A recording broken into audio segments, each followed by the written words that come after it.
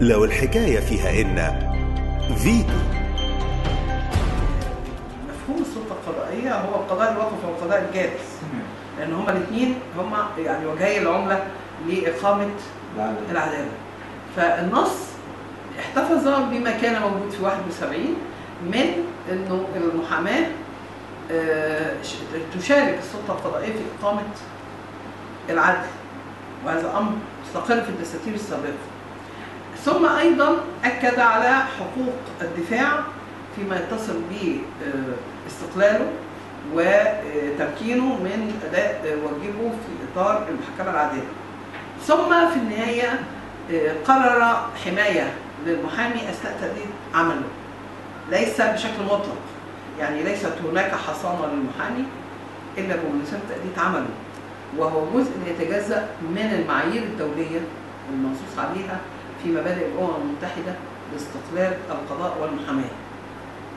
فأنا أعتقد إنه كلمة حصانة ليست دقيقة، لكنها حماية للمهمة أو للوظيفة أو يعني الدور اللي بيأديه المحامي في إطار العدالة، في أن يمكن منه بدون شكل من أشكال الإكراه لا المادي ولا المعنوي، وهو ضمان من ضمانات المحاكمة العادلة. فإذا يعني القراءة نفسها والاستخدامات للتعبيرات غير دقيقة وتوحي بما ليس في النص.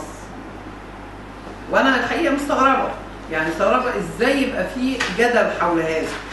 يعني وأعتقد إنه اللجنة يعني كان يمكنها أن تضع مذكرة إيضاحية لبعض النصوص ومنها هذا النص أمام الرأي العام من خلال متخصصين للمساهمة في يعني إيه ترشيد الحوار الوطني حولها وعدم تركها لهذا النمط الغير دقيق.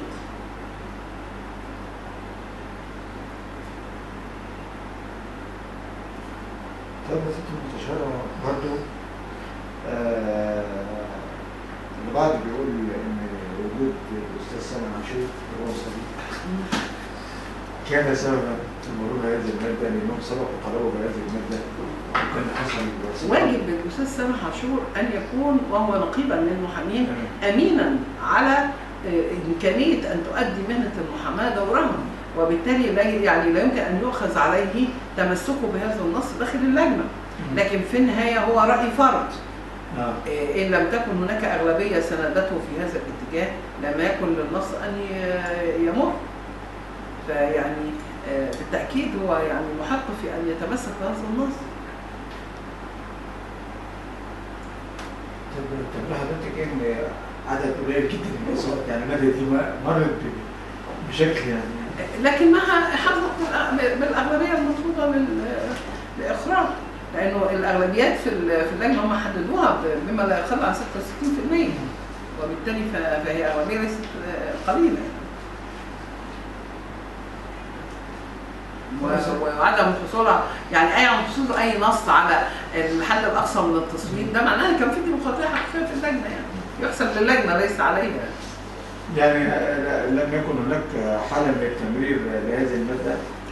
لا أنا ما أعرفش إيه اللي حصل، لكن أنا ليا نتيجة التصويت النهائي أنها قد حظت بالأغلبية المنصوص عليها في لائحة عمل اللجنة ومرت باعتبارها نص زي بقية النصوص.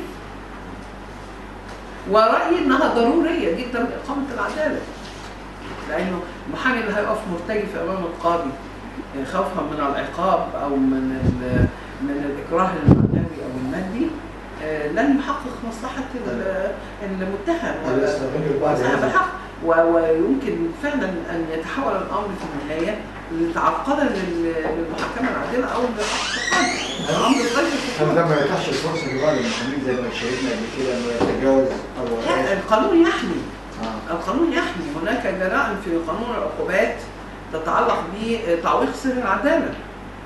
إذا ما حدث أي خروج على مقتضى الواجب الوظيفي المهني للمحامي في محاسبة القانون بالقوانين الجزائية، يعني فالمسألة ليس مجالها إنه إحنا نضع فيه مثلا الدستور ما يرتبط بأحداث يومية يمكن أن تحدث استثناء.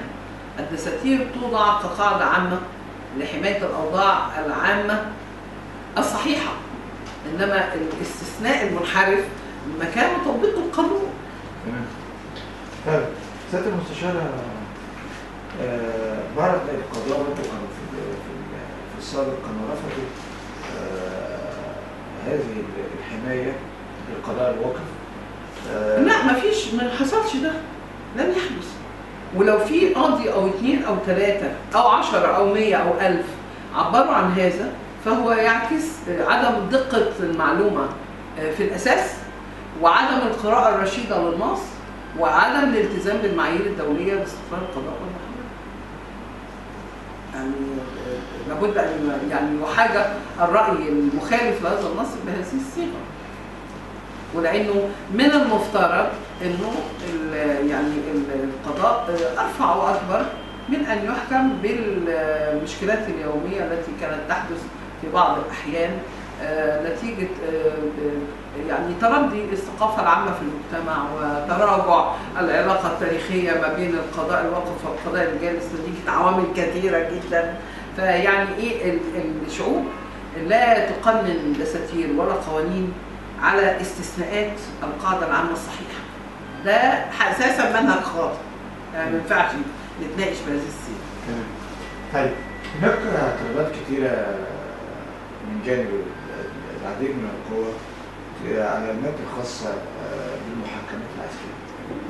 أنا عايز أعرف رأي حضرتك إيه وتفسير بسبب هذه الاعتراضات. يعني الحقيقة برضو يعني هذا يعني الجدل القائم في المجتمع يعني يبدو وكأنه كلمات حق يراد بها باطل. لأنه رفع راية لا للمحاكمات العسكرية للمدنيين بشكل مطلق لم تحدث في أي مجتمع في العالم. الجميع يعلم أن هناك ما يسمى بالجريمة العسكرية والجريمة الانضباطية، وأن هذه مكانها هو القضاء الخاص داخل أي جيش أو قوات مسلحة. جزء منه يتعلق بأفراد القوات المسلحة أو الجيش نفسهم في مساراتهم المتعددة، والجزء الآخر يتعلق بالحماية القانونية للجيوش بمنشآتها وبمقاومتها وبأسرارها وبأهدافها الاستراتيجية وبجنودها وضباطها أثناء أدائهم للخدمة. يعني دول نوعين من الجرائم.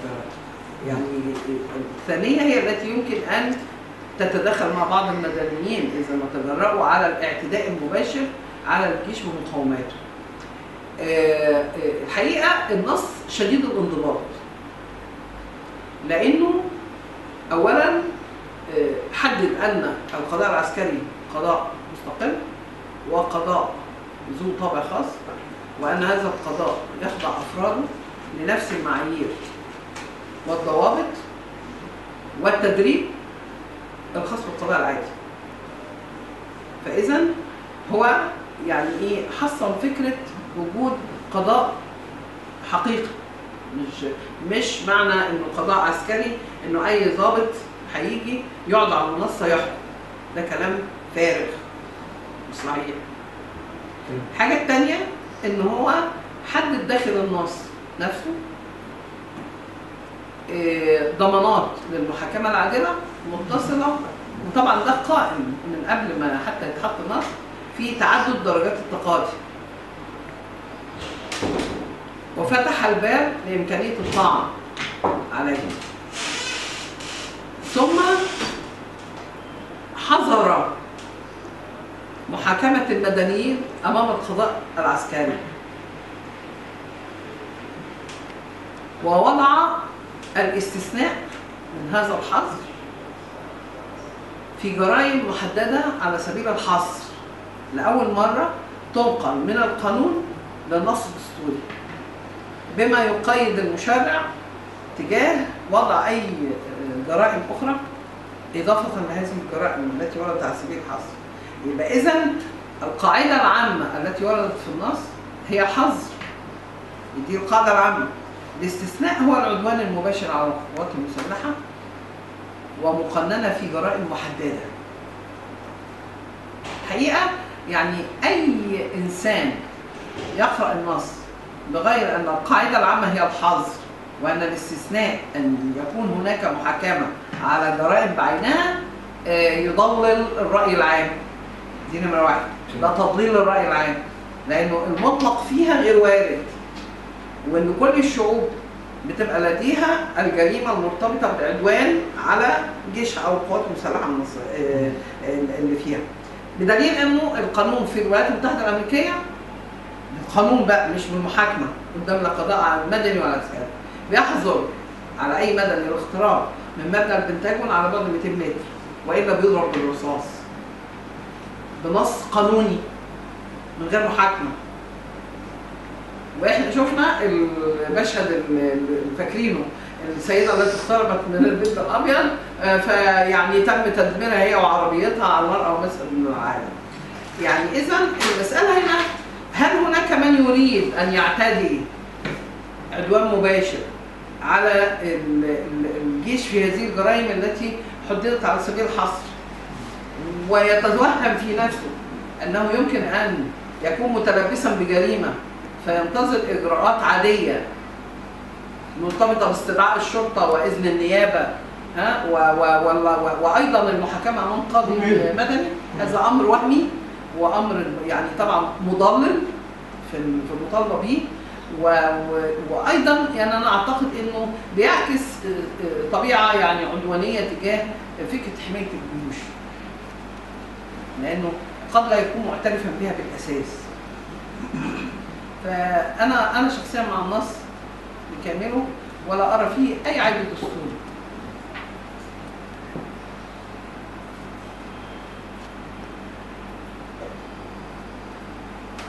فلسفة المستشارة